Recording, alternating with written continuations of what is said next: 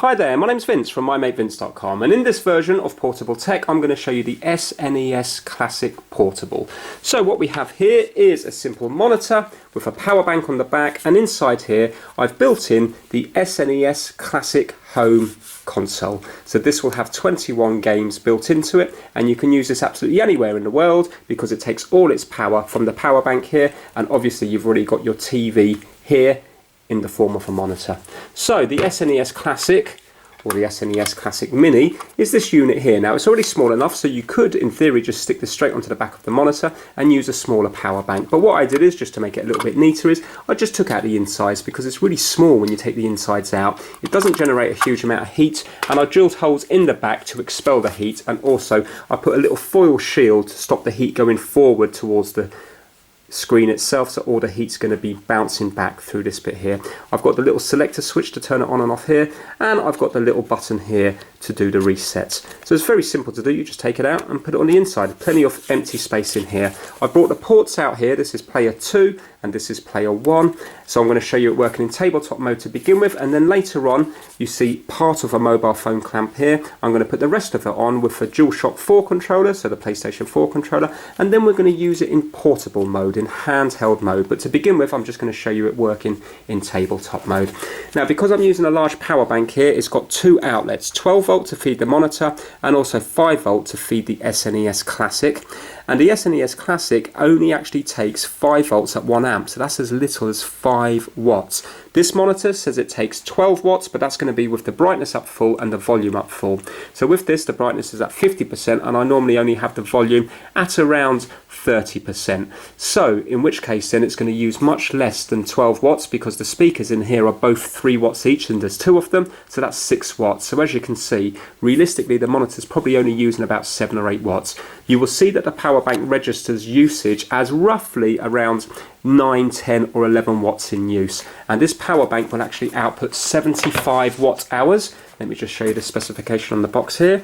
You can see here this is a model number and this is the capacity, 75.5 watt hours. So that's going to allow me a good 6 to 7 hours use when you're using this in either tabletop mode or handheld mode. So you're going to get a lot of battery life out of it. Right, so let's fire it up so I can show you what it looks like. So all we have to do is turn on the power bank here. You will see here that it's 70% full at the moment and it's outputting 12 volts. We're now going to turn on the SNES Classic down here, and we're going to turn on the monitor here, and then in a few seconds you're going to see it's going to come up with the home screen of the Classic Mini. There we go, that's it there. Now what I'm going to have to do is, you can hear that there's volume here, you can see the buttons up here, but what I'm going to have to do is I'm going to have to lower it down. So there you go, that's 36. Just due to copyright claims, I'm just going to have to lower that right the way down. Okay, so at the moment it's on 0. Right, but it has got speakers built into it. So what we're going to do is, we're going to plug in our controller into the side there. If you want to, for 2-player, you can plug one into the top there as well. I'll just plug that in, just to show you it working. And there you go, you can now see it's moving around.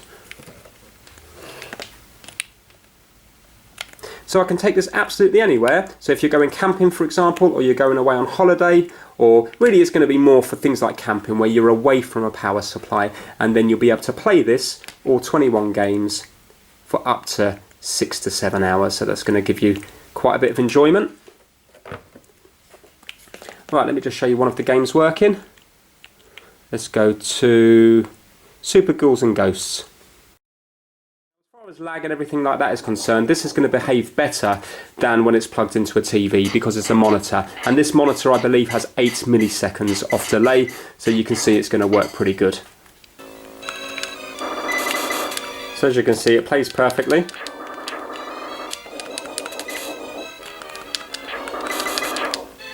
I'll just show you it close up so you can see what it looks like.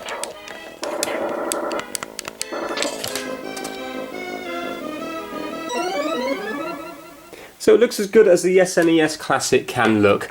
Right, and obviously you can do 2 players as well, so now if I wanted to reset it back to the thing, all I have to do is hit the little reset button down here, and then you see it will bring me back to the home menu here. Let me just lower the volume down here. Quickly pick a 2-player game, then I'm going to show you it in portable mode.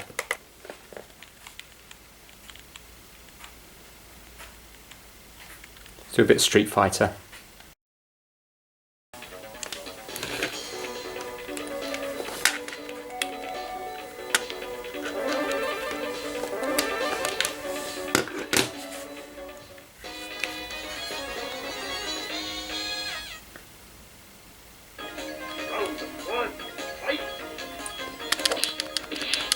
Alright, you can see that that's player 1.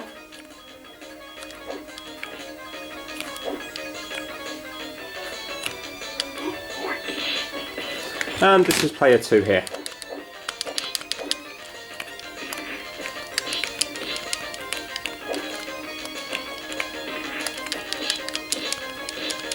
And just to show you the watts that it's actually using, if you have a look at the back here, you can see up here it will say there 8.7 watts, 9.2 watts, 7.5 watts. So obviously it's going to go up a bit when you're actually playing the games, but you get the idea there of how much it's actually using. Remember, right now the volume's on mute. Let me just put the volume up, see if that raises it a bit.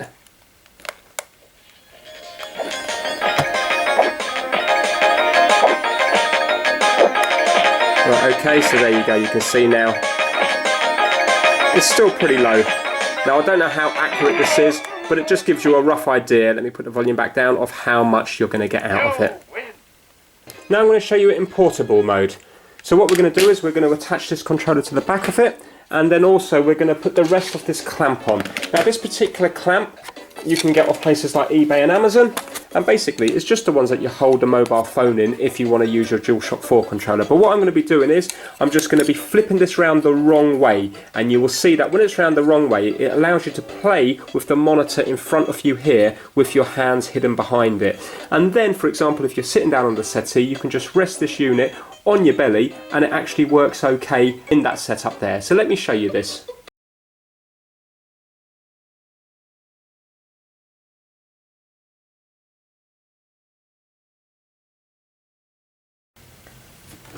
So there we go, you can see now the PlayStation 4 controller is connected behind it via this mobile phone clamp, and we can adjust the angle by just loosening off these little thumb screws here and then just tighten it up again, so you can get the angle where it feels the most balanced. Now long term, if you're walking around with this, you are going to get tired on your hands because you've got about 1,000 grams here bearing down on here, so the weight is going to tire out your wrists and arms after a while. But the idea of this is that you're lying back on your sofa and this is just resting against your belly, and then that's taking most of the weight because it's against you, and then your hands are just here to balance it and play it, and it does actually work quite well. Now I've tried getting the Joy-Cons working on the side here, but unfortunately when you use this 8-bit DO receiver here, it only allows you to connect up one Joy-Con, not as a pair.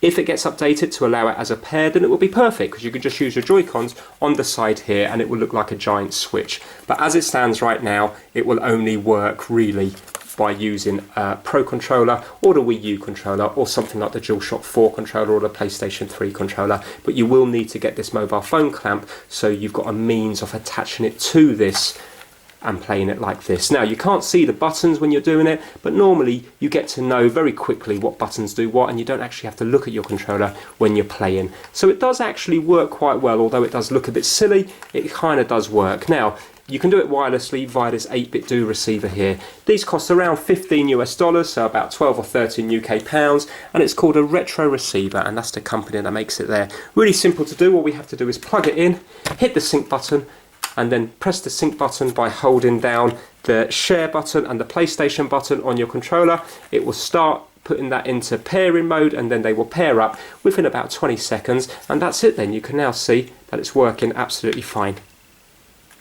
Yeah, and then when you go into a game, and then if you want to get back out again, I don't even have to hit the button at the back anymore, because all I have to do is hit the down on the D-pad and also the share button here, and that will bring me back to the home screen. So let me just show you that now. I'm going to do share button and down, and you'll see it will bring me back to there. So there we go, that is the SNES Portable, both in handheld mode and also tabletop mode. Now remember, in tabletop mode as well, you can get another 8-bit DO receiver, plug it in the top here, and then both player 1 and player 2 will be able to use their favourite wireless controller, so you don't have to be tethered to it via the controllers and the leads that you get with it. Now, is this the best option? Well, no. I mean, I did this just purely as a project to see what it was going to look like, because I already had the monitor from various other projects I did for this portable tech series. Now, if you were going to really want to do this, you probably would be better getting something small like this GPD Win. This is a tiny Windows 10 laptop with a controller built into it here.